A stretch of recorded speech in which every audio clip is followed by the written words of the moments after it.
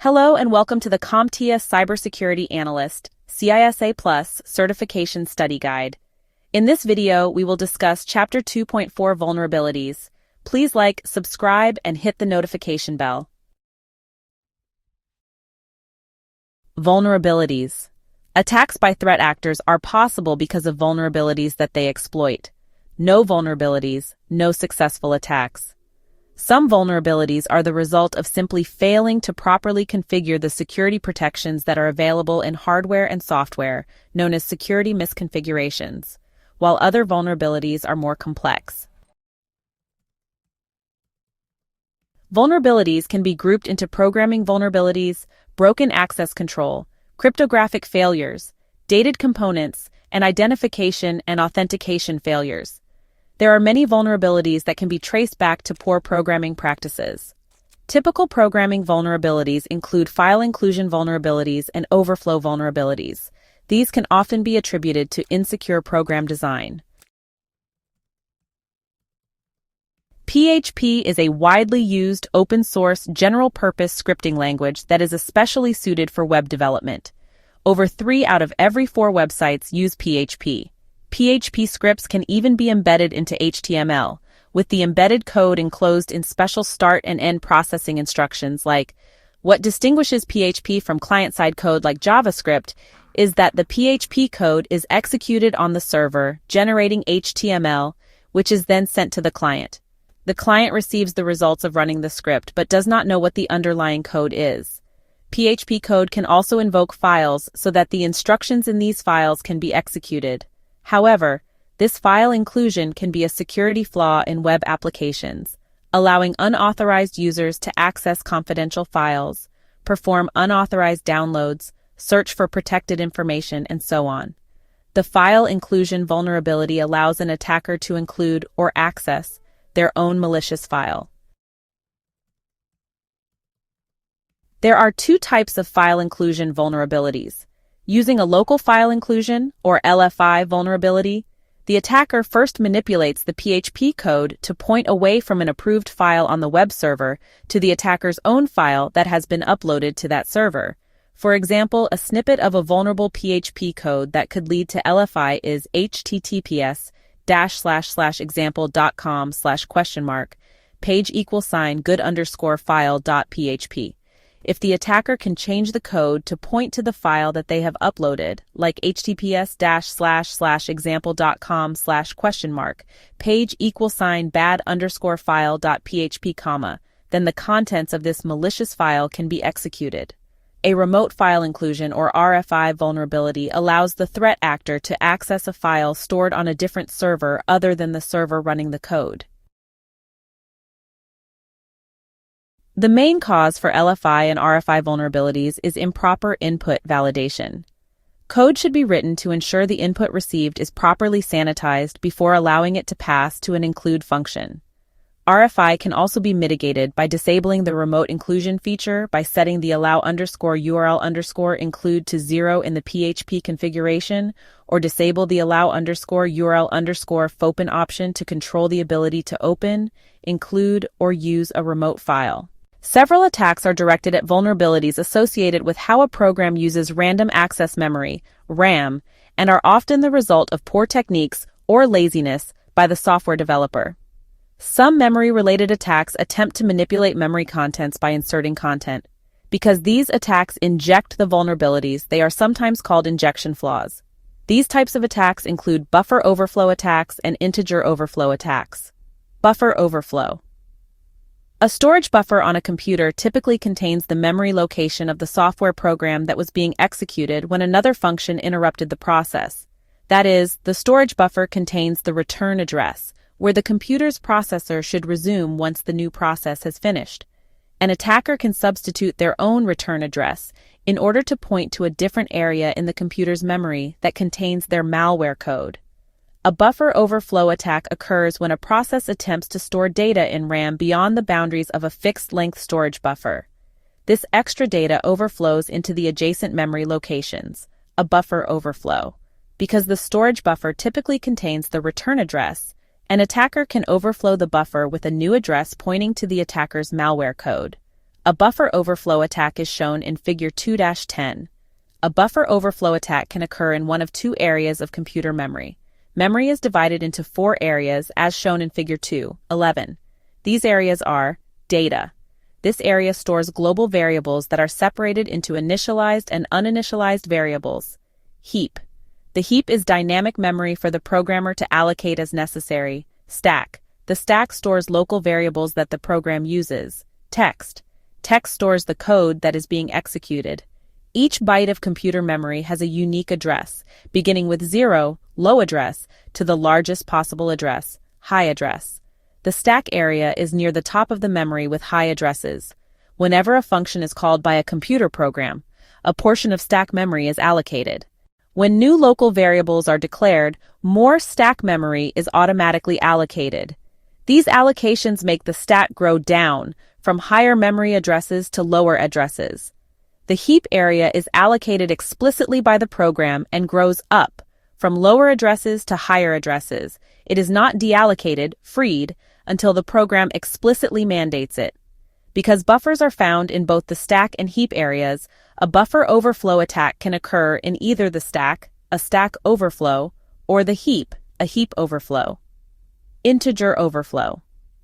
An integer overflow is the condition that occurs when the result of an arithmetic operation, such as addition or multiplication, exceeds the maximum size of the integer type used to store it.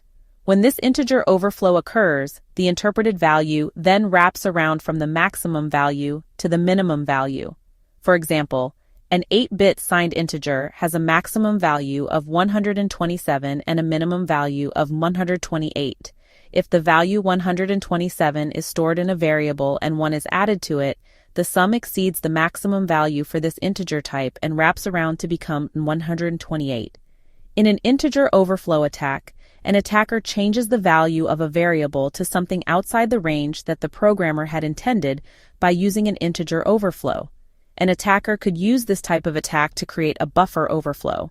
If an integer overflow could be introduced during the calculations for the length of a buffer when a copy is occurring, it could result in a buffer that is too small to hold the data. Another example is a large positive value in a bank transfer could be wrapped around by an integer overflow attack to become a negative value, which could then reverse the flow of money. Instead of adding this amount to the victim's account, it could withdraw that amount and later transfer it to the attacker's account. An extreme example of an integer overflow attack would be withdrawing $1 from an account that has a balance of 0, which could cause a new balance of $4,294,967,295. Programming vulnerabilities are not always the result of poor coding practices. They are often the result of a poor design of the program's logic and implementation that does not properly take into account cybersecurity protections. This is known as insecure design. Insecure design is considered a broad category that includes different program weaknesses that are due to missing or ineffective control design. It should be noted that there is a difference between insecure design and insecure implementation of a program. This is because there are different root causes and remediations. A secure design can still have implementation defects that create vulnerabilities that may be exploited. However, an insecure design cannot be fixed by an improved or even perfect implementation. This is because the necessary security controls are missing from the design. They were never created to defend against specific attacks. Insecure designs are architectural flaws within the program itself that cannot be fixed by a simple software patch. Access control enforces restrictions so that users cannot act outside of their intended permissions. Broken access control is a vulnerability that allows unauthorized users to access sensitive data or systems by circumventing security procedures. This typically occurs when authentication and authorization controls are not properly implemented or enforced, allowing attackers to gain illegitimate elevated privileges. Broken access control can be the result of a wide range of vulnerabilities. One common category of vulnerabilities is related to application programming interfaces, APIs. An API is a link provided by an OS, web browser, or other platform that allows a developer access to resources at a high level. APIs provide direct access to data and an entry point to an application's functions. Often controls that should restrict access via APIs are weak or missing, resulting in broken access control. For example, APIs with missing access controls for post, send data to the server and create a new resource, put, update an existing resource, and delete a resource. Commands are common attack vectors. Broken access control should first be addressed by following basic cybersecurity best practices. For example, it is important to specify the degree of access permitted for each resource while denying all access by default to any resource that is not intended to be shared with the general public. The phrase cryptographic failures may seem to imply that cryptographic algorithms are like OS software that contains numerous vulnerabilities just waiting to be exploited. This is not the case. Modern cryptographic algorithms are reviewed, tested, and vetted by specialists in cryptography over several years before they are released to the public for use. Consider the recent competition for a new cryptographic algorithm presided over by the National Institute of Standards and Technology, NIST. Initially, 82 algorithm submissions from all over the world were submitted, and 69 were considered robust enough to be a round 1 candidate. After 2 more years of analysis, only 26 proposals advanced to round 2, and eventually 7 were announced as round 3 finalists. Yet despite the ongoing rigorous testing, at least 4 of the round 3 finalists were discovered to have flaws, just months before NIST was to make its final decision. One security professional likened the competition to a demolition derby, in which only one algorithm will survive. This is important because the goal is to uncover weaknesses before an algorithm is released to the general public. Although the cryptographic algorithms and structures may be considered secure, the improper implementation of cryptography can severely weaken it. This is known as a cryptographic failure. Examples of cryptography failure include improper key management, not validating server certificates and the trust chain, transmitting external data without using encryption, using deprecated hash functions such as MD5 or SHA-1, or weak cryptographic algorithms or protocols either by default or in older code, using passwords as cryptographic keys instead of a password-based key derivation function. Dated components. New hardware and software are introduced regularly that contain both new features as well as stronger security. The older features are then considered as no longer current, outdated components, and are eventually no longer supported, end-of-life component. However, not all users immediately upgrade to the latest hardware and software so that there is a mix of new and old technologies. In order to support these older technologies, hardware and software often include backward compatibility so that a newer version can still function with the older version. However, in most instances, this means that the newer version must revert to the older and less secure version. In a downgrade attack, an attacker leverages dated components. The attacker forces the system to abandon the current higher security mode of operation and instead fall back to implementing an older and less secure mode. This then allows the threat actor to attack the weaker mode. Identification and authentication failures. The very foundation of security is restricting access to unknown entities while providing admittance to those who have been approved. In other words, it is keeping the bad guys out while letting the good guys in. Today, virtually every system and device first requires some type of unique digital identity to be provided by the requester, a user, device, or system, before access is granted. This identity serves to differentiate the requester from all other users, but it also requires the requester to provide proof that they are this unique user. This identity proofing is more commonly called authentication, which is the process of ensuring that the person or system desiring access to resources is authentic or genuine, and not an imposter. Just as anyone knocking on a front door could claim to be a local utility repair person, identity, asking them to display an ID card would prove they are who they claim to be, identity proofing.